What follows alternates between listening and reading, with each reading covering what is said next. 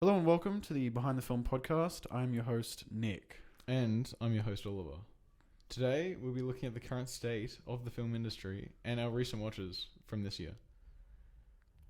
Alright, so, film industry right now. I mean, like on a very small scale, it's affected us, right? Yeah. Like a 1 minute short film that we have yet to make. Which is very sad that that production was postponed. Well, yeah, but at least, I mean, it's due in like July, which is good. Yeah, which I guess that's something for you all to look forward to because we will try and upload it to the channel. Yes. Once we finished it. We will make a trailer. Yeah, we will. Of the 1 minute film. It'll be a 10-second trailer. Yeah. That's right. We could do that. Yeah, we actually could. Okay, so like right now with all the sort of delays with films and stuff like James Bond, what do you think is gonna come out of this? Like you know, when Corona's all over, how do you think the whole entertainment and film industry is going to be looking? Well, I mean, just on a very basic sort of scheduling thing, it'll be quite different.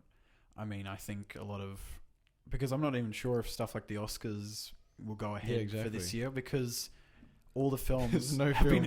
There's been no films, and Get all the productions that were like happening at the start of this year and we're going to end at the end of this year, and be released at the end of the year, which is the perfect time for to be considered for an Oscar. That's not going to happen because it's all been delayed.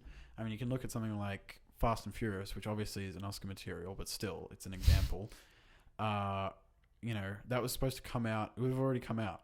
It would have been in April, and yet they've delayed it to the exact same date from April this year, but to next year. Yeah. Which is insane. And I think, obviously the economy of the movie industry is going to take a massive hit. Yeah, but then in the same way, like with Netflix and Disney Plus and that, they would be making money still, right? But then they're just not able to produce any original content anymore, right? Well, yeah, I mean, I certainly think Netflix...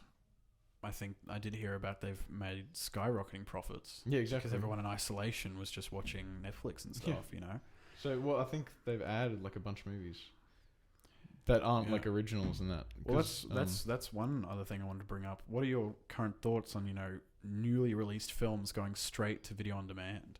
Films like Invisible Man and the newly released Emma and our personal favorite Bloodshot. We're all released onto VOD instead of going into the cinema. Yeah, well, I think it's really different, because it's like, especially, I mean, just La La Land as an example, they go and watch this classic film in this really old classic theatre in LA, right, where everything has been made for the past, almost 100 years. Mm-hmm. And so it's change, like, you either can agree with it and go with it and accept it fully, or you just want that what's it called, like reminiscence of what you grew up watching films, how you grew up watching. Well, it's certainly, I mean, that's the big thing that everyone's been asking is, and I'll ask to you, do you actually think that movie theaters will be able to survive? Because a lot of people have realized now, example is, Disney's Onward, which was their new Pixar animated collaboration, went straight to streaming, barely got a theater release, and yet almost made its entire budget back. When originally they thought it was going to just make no money at all, and yet they made an incredible amount of money. And it's shown that even if you make, a cinema scale film, that you can release it under VOD and it will still make profits. Yeah, well, I don't think, because, at the, 92nd Oscar ceremony, the one this year, there's so many Netflix films, right? And Netflix stuff that was nominated, like Irishman and that. Yeah. And I don't think anyone really realized how big of a, not monopoly, but, well, yeah, almost monopoly Netflix has on the film industry. Well, yeah, you can just look, two of the, because, we've obviously discussed the Best Picture nominees in our original podcast. And we both, I think, were shared view that both The Irishman and Marriage Story were excellent films. And yet Netflix produced and distributed them solely, both of those movies. Exactly. And hardly a cinema release, anywhere. Yeah, well, I mean, I was lucky enough to see The Irishman in the theatre. Yeah. but that was for a 2-week limited thing. Exactly. And and just for in terms of Brisbane as a basis, there was only 2 theaters in all of Brisbane that were showing The Irishman, and it was like obscure theaters, nothing mainstream. Yeah. But yeah, what is your opinion on just how much of a monopoly Netflix has had? Well, I think it's hard to say, because I really enjoy going to a cinema and watching a movie, and it's the way to view movies. Exactly. Yeah. But then that's like the simplicity of using Netflix and that sort of thing is it would appeal to a lot more people than I think the ones that want to pay for a ticket and food every time they go to the cinema, right? Yeah. Yeah. And that's the reason why VOD is such a threat, is because for cinemas it's a threat because people are able to be at home and spend $10 on a rental, but they don't have to spend any sort of fuel to get to the theater. They don't have to buy any food. They can text and talk and all this sort of stuff freely. Yeah, and I definitely think it's they can pause it, they can fast forward, what have you, and they hold on to the rental for 48 hours. Yeah. Which means they could finish the movie. They could watch it like 3 times. They could do whatever the hell they want with it. Yeah, exactly. I mean, the only thing is, and even some people who are quite wealthy, have theater rooms where they have, they're able to stream their VOD movies with, cinema quality. And that's the real big problem with, cinemas at the moment. I think the whole COVID thing has really shown how kind of in danger cinemas are, I think. Yeah, exactly. And there's going to be so many people, especially in Hollywood, like that have been a part of that whole industry and the academy of that industry since, it's for years and years. They're going to be so disappointed, I feel, that cinemas are just going to be slowly crumble, It's a sad thing. I mean, look, obviously, I think both you and I subscribe to a plethora of streaming services because, despite the fact that I personally am full advocate for cinemas. Yeah. And like, for example, you and me, if we made a film, I would want it to be in the cinema. I wouldn't want it to just go straight to Netflix, Yeah, it's ultimate validation. Yeah, it is, I think. And,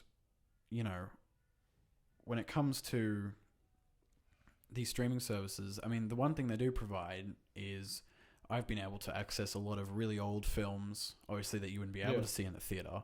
Or in Australia's case, there's a lot of stuff that we don't get on physical copy. We don't get a lot of stuff on Blu-ray.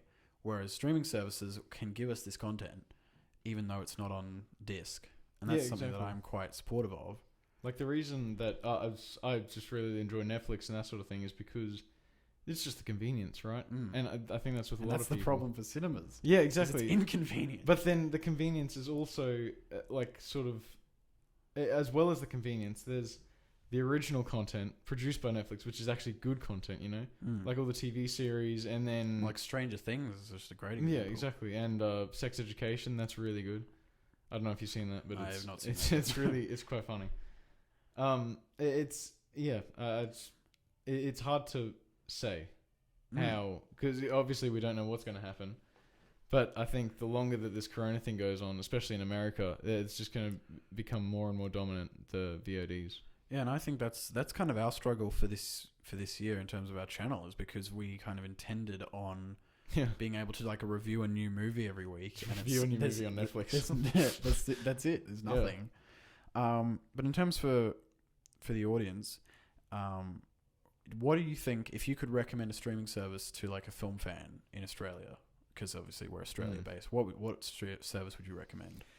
Well, see, that's hard because, before like Corona and everything, I'd have Netflix, which was primarily my source of TV, and then cinemas and Blu-rays and that for movies or films.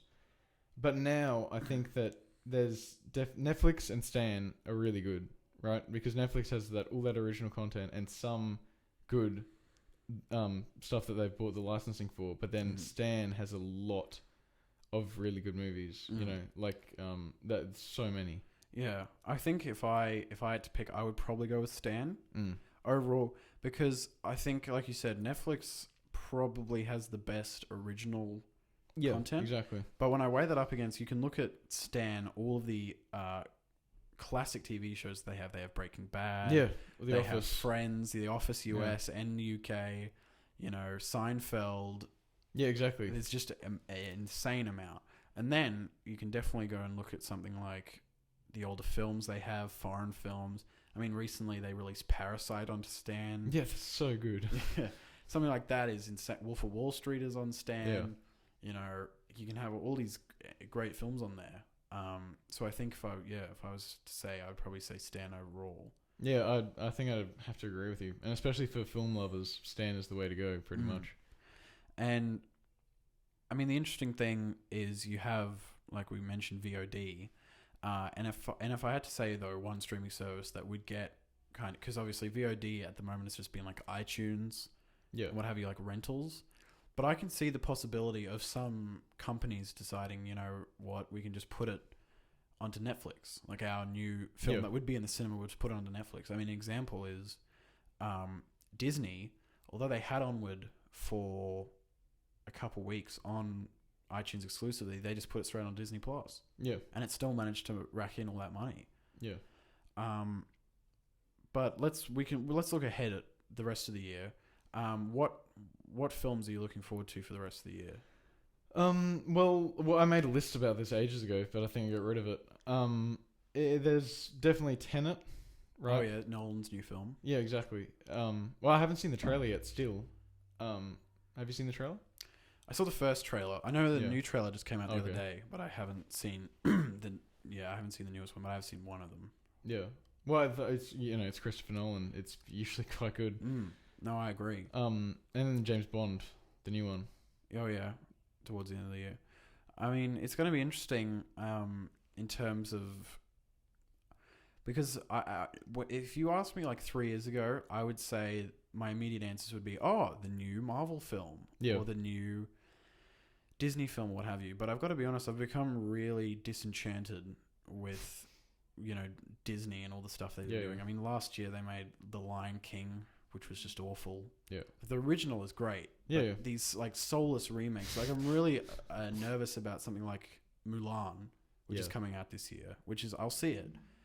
But that's another animated film that I think is really great. And yet, does it translate well? Yeah. That's the problem, I think. Yeah. Yeah. I mean, it's like a lot of the Marvel stuff. They're getting good actors, but it's the same sort of, like it's not inspiring. No. For a filmmaker. Well, and that's the thing. I think I've got to be honest. Avengers Endgame, really great conclusion. Yeah. To a series that like you and I have followed since we were young. Yeah. But I got to be honest. I don't think my interest will be held much after Endgame. Yeah, exactly. Like it feels like a conclusion. The actual Endgame. It actually feels like the ending to all this stuff. And my thing is, they're continuing on obviously with Black Widow. There's going to be a fourth Thor movie, I believe. Okay. And I just think, you're going to have these movies where they're fighting villains and stuff. And, what villain is going to be bigger than Thanos? Yeah. They've reached that apex mountain of threat level. Exactly. So if you say there's some new villain that's bigger than Thanos, I'm just not going to believe you. Yeah. Because it's exactly. We experienced the Infinity War and Endgame, this almost 5-hour long epic conclusion. Yeah. And yet it's going to keep going. I mean, it's something that I worry about with the kind of modern cinema, is it's just become remakes, sequels, nothing of merit. Yeah, that's exactly right. There's just so many of the remakes that they're doing of the actual good and popular older films, they're just so bad because they haven't put in the time to make it actually grasp your attention and interesting and like different from the original in so many ways, And I mean, we can just go back to the Oscars of this year that have happened. I think all of the movies nominated definitely had some stuff to them that was good. But I mean, you can look at even The Irishman, Jojo Rabbit, Joker. They're all based off, pre-made books, novels, what have you. Yeah, yeah. And you look at it, and there's only a couple, like Once Upon a Time in Hollywood and Parasite, were the only, off the top of my head, super original films.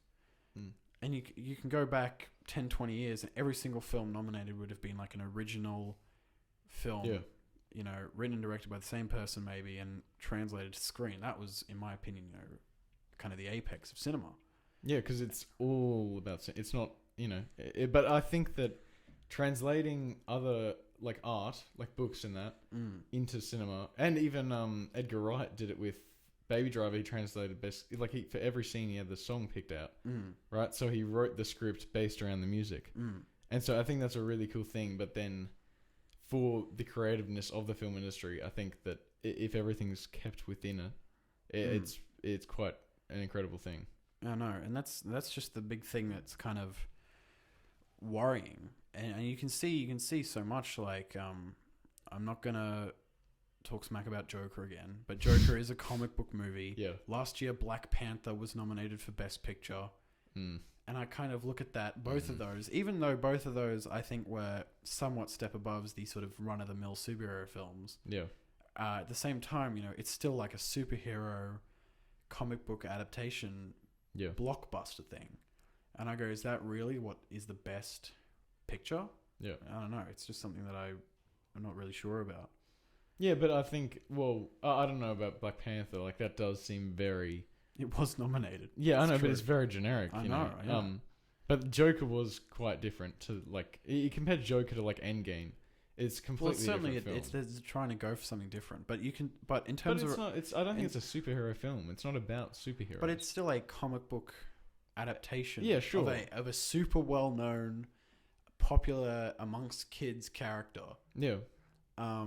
And I mean, look, I agree that Joker is certainly a different ballpark entirely to something like, I don't know, Ant-Man, but compare Joker to, say, Parasite. Yeah. Parasite for me was easily the best nominated film. Definitely. Totally deserved the best picture. But, Parasite, 100% original. It was foreign.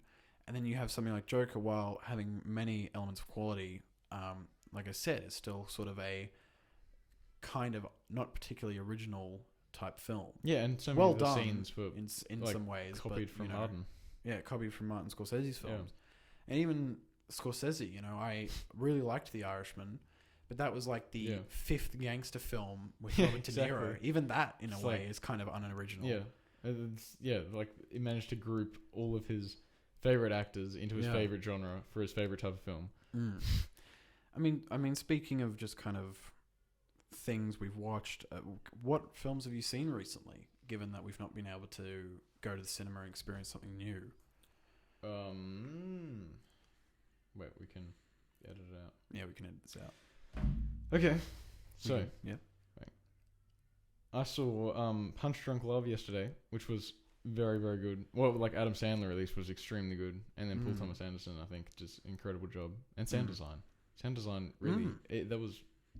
I didn't expect that. No, it was a very abstract movie. Yeah. Good character film, I think. Definitely my favorite Adam Sandler performance. Yeah, definitely. He was great in Uncut Gems, for sure, but, I thought that was his best. Yeah, well, this is obviously a very different character, but it's really... You can see how much of a strange sort of person he is, right? And I think that's really cool. No, I agree. I also watched something yesterday. I watched The Kid, which was a 1921 Charlie Chaplin film. As you do. Yeah. Well, again, thanks to streaming services, it was on a streaming service, and I was able to watch it. Yeah. Charlie Chaplin, if people don't know, was a famed sort of creator in the silent film era, in the 20s and 30s.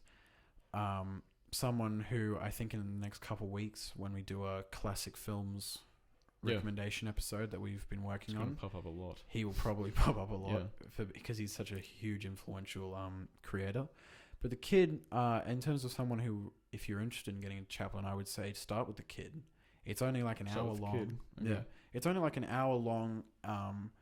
It's not my favorite of his, but it was definitely a film where if you are kind of judging on whether you can like or dislike silent films, it's kind of the way to go. Okay, so not City Lights. Well, City Lights is kind of daunting because everyone says that's his masterpiece. Yeah. And so if you kind of watch his Yeah, masterpiece, you love it. Every film afterwards, Yeah. you may not like it as much. So I would, because some people don't even like his masterpiece because they aren't into silent films, Yeah. and that's something that people got to judge. Yeah, exactly. For everyone watching, I would say watch The Kid if you are interested in trying to get into silent films. Yeah, well, it's the same. Like with just any classic film, it's hard to be always in the mood for that sort of film, right? Because sometimes you just want a superhero film or want. I recently saw Scott Pilgrim, which was really good as well. But that's wonderful. like you compare Scott Pilgrim to City Lights, it's like what? No, but you have to be feeling completely different. If you want to sit down and just laugh and sort of feel this like really cool connection to the movie, then Scott Pilgrim is the way to go. But then City Lights, if you want to be really immersed, or not immersed, but like if you want that culture of the film, I think that's the way to go. We certainly will probably be visiting City Lights in our upcoming Classic Films episode. Yeah. But like you said, in terms of variety, I have watched a sort of variety of different stuff recently. I recently viewed the Blair Witch Project. Oh yeah. Which I've had a few conversations with people, and a lot of people don't like it because of how sort of cheap it is, which it is. It was made for like $200,000. Yeah. And that's including, paying everybody and marketing, which was the most expensive part of it. But I think, the sort of, what do they call it? Camera footage films. Yeah. I'm probably forgetting the word, but where it's it like looks handheld sort of thing, recorded from someone's phone. Blair Witch Project is one of those original films to do such a thing. Found footage films. That's what I was thinking of. But there was, because it was so realistically done, like it was so poorly shot on purpose. Yeah. And they didn't show like the ghost or demon or whatever was there. I found it truly terrifying. Okay. And I'm someone who doesn't really get into or get scared by horror films because I just sit there and I go, it's a film, it's not real. But because of how realistically Blair Witch was done, it actually did scare me quite a bit. So I would say check that out as well. Yeah, okay. Well, I haven't seen it. No, yeah. Well, I just know that, like a lot of films like that, cheap horror films, are kind of bad.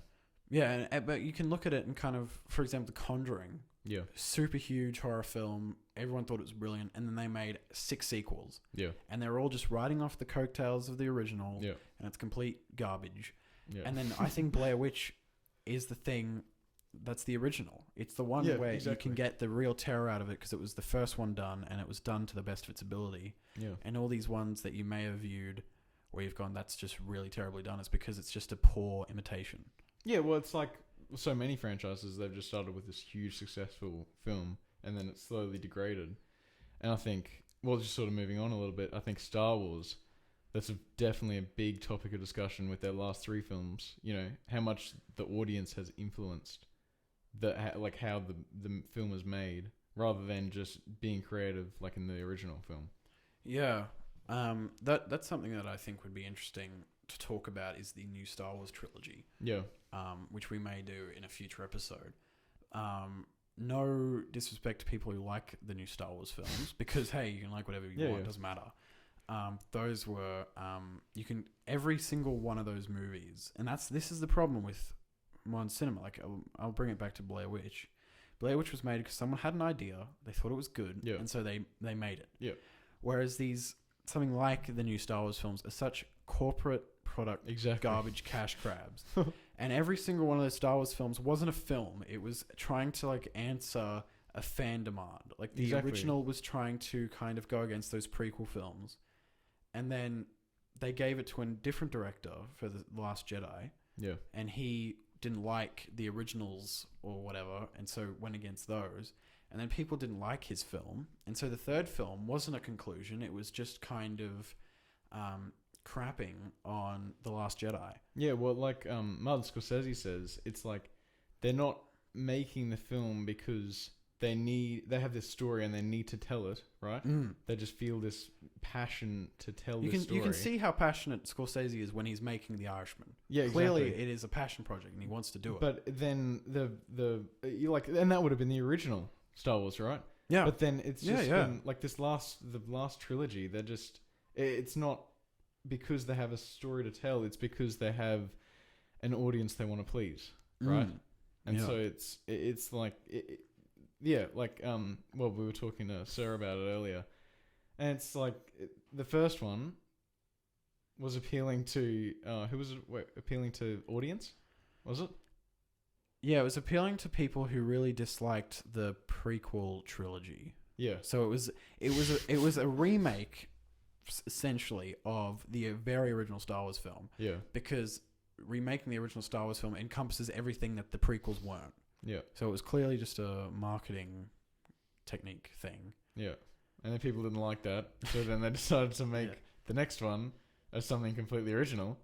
Right, and then people didn't like that, and so they were like, "That's too original." Yeah, exactly. We want some fan service, please. Yeah, and then they just make the last one, and it's middle ground, and no one likes it. Yeah, no. Well, I got to be honest. Of all three of those new ones, I think that latest one was the worst. Yeah, and that's what I've heard as well. Yeah, I haven't seen it. Yeah. I mean, I haven't been bothered to see it. Lucky. Yeah, it was such a disappointment. Bloodshot, on the other hand. Oh yeah. We may do a watch along of Bloodshot one day. That'll be great. Yeah, that'll be great. It would be great. Any final films that you've seen recently? Well, obviously, like about a month ago, I saw The Perks of Being a Wallflower, and I thought that was an incredible film. Like, I thought it was so good. I have been meaning to see it. Like, maybe not so much the technical elements of it, but like the story, you mean?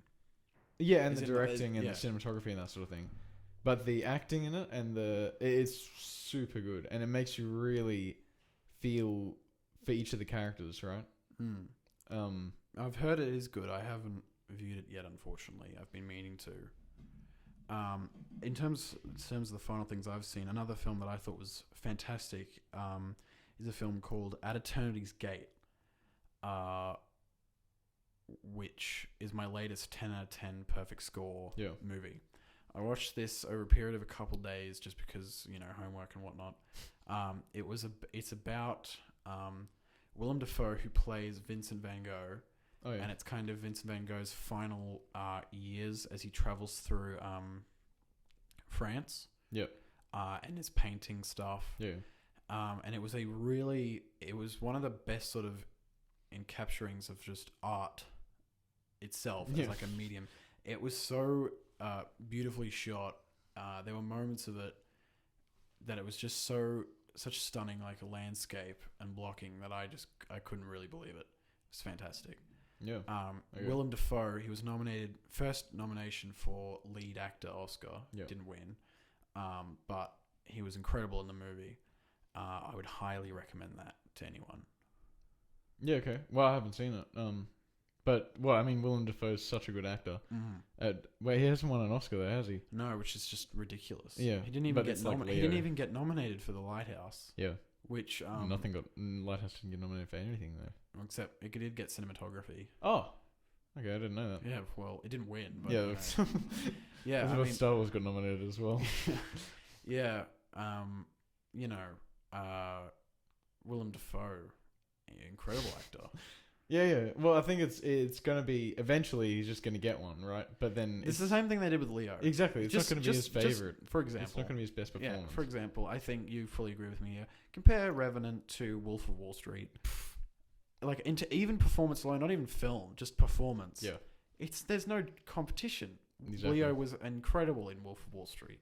Possibly his best. Yeah. And I mean, sure, he might have gone more method in Revenant. But it doesn't matter. Exactly.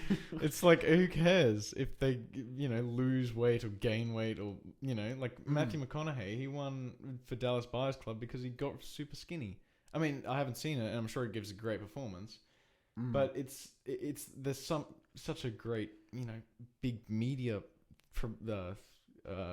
promotion almost of an actor's performance purely because they look different. And that's kind of how I felt a little bit about Joaquin with Joker. Now look, he was wonderful in Joker. No, I see what you mean. But he, again, kind of like Leo, he'd done so many incredible performances over his life. Gladiator, Her, The Master, etc. All these performances, which I think easily stand up to his performance in Joker. And again, I kind of felt that they were giving it to him just because he hadn't got it. Now, he fully deserved it. Yeah. I mean, the people he was competing with, I think he was easily just as good in his performance, easily, you know. Even better probably than Leo in Once Upon a Time. I think so. I was kind of let down by Leo, and yeah. Well, probably just because he was outshined by Brad. Yeah, that's true. Most of the time, who was just fantastic. Yeah. But yeah, the whole Oscar thing with giving people awards is very odd.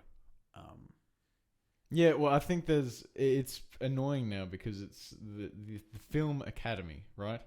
So they're supposed to be able to recognize as many films as like that are good films, right? But now it's all about marketing because there's like literally companies that make all their income from doing Oscar marketing, and that's just completely it defeats the whole purpose of making a film that it can be appreciated and that you need to tell this story.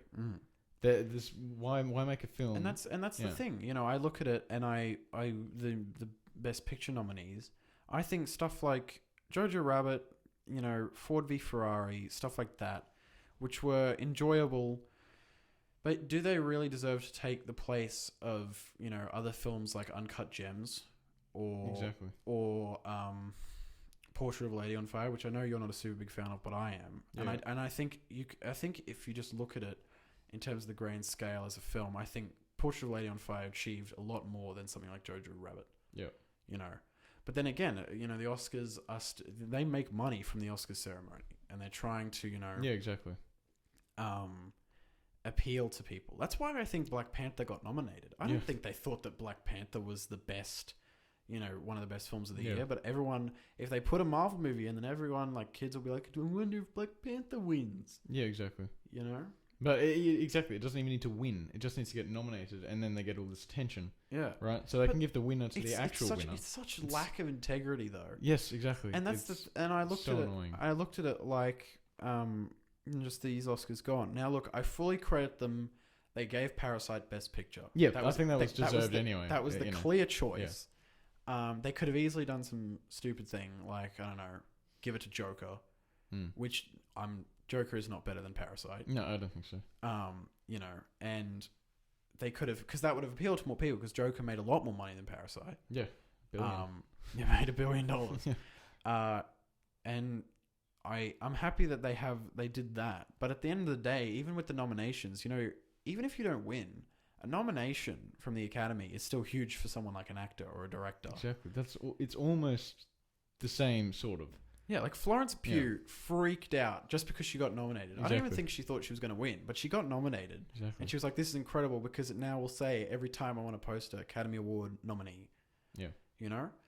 And I think that's the thing, because it's like, even if you're nominated, you're going against, well, in actors at least, you're going against the 5 best actors of that year, right? Yeah. And so that's like your Leos, your Matthew McConaughey's, your Adam Driver's, Joaquin Phoenix's, exactly. And it's like, just to be considered among them is enough. It's enough. Exactly. It's same with directors, same with Best Picture. It's same with screenplay, cinematography, what have you. You know, it doesn't matter. Yeah. And that's why I think that the Academy really needs to, you know, just work on making sure that they give credit to the right people. Yeah, I think that's what they've tried to do, is they've made another one. But obviously the Academy hasn't made one, but the Independent Spirit Awards, right? Yeah.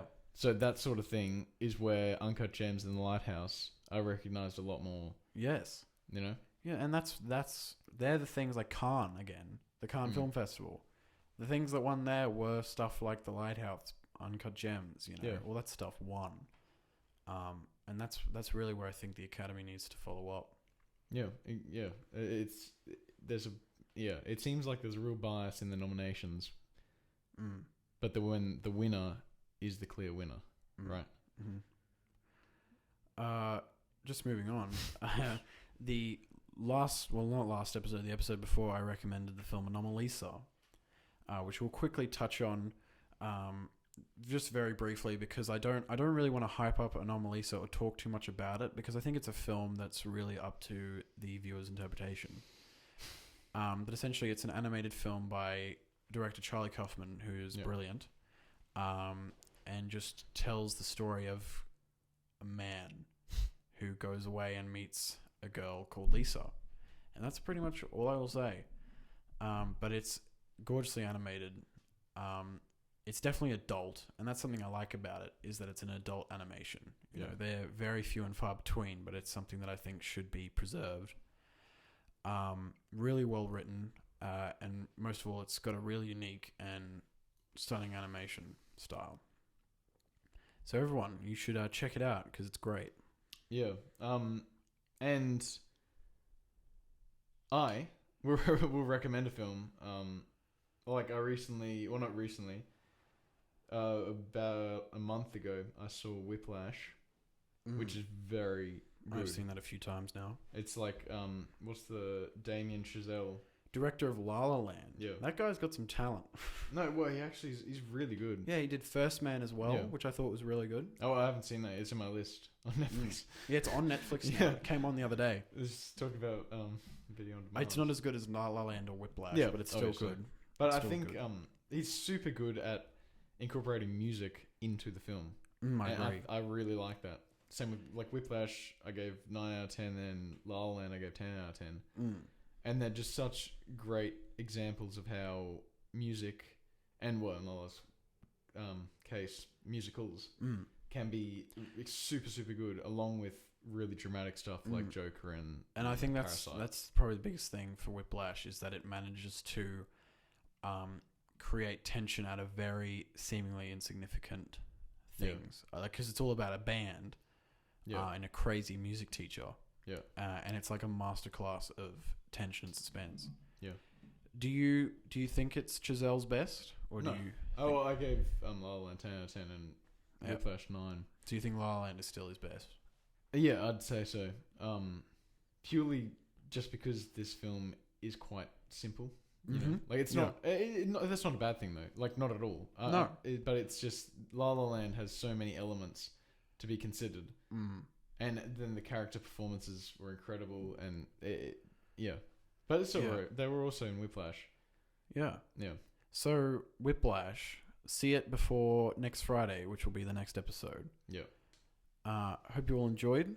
Thank you all for watching. Make sure to like and subscribe, and join us again for next week's episode, where we will talk about more movie related stuff.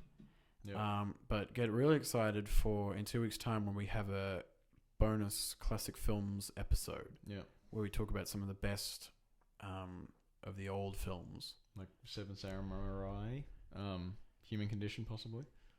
Well, I'll need to watch that. No, I haven't seen it either. You'll finally get our opinions on stuff like Citizen Kane, 2001: A Space Odyssey, the kind of huge cinematic icons. So look forward to that.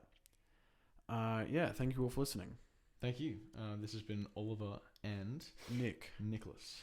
Very good. There you go. Until next time. It was alright. How do we turn it off? Oh, stop button.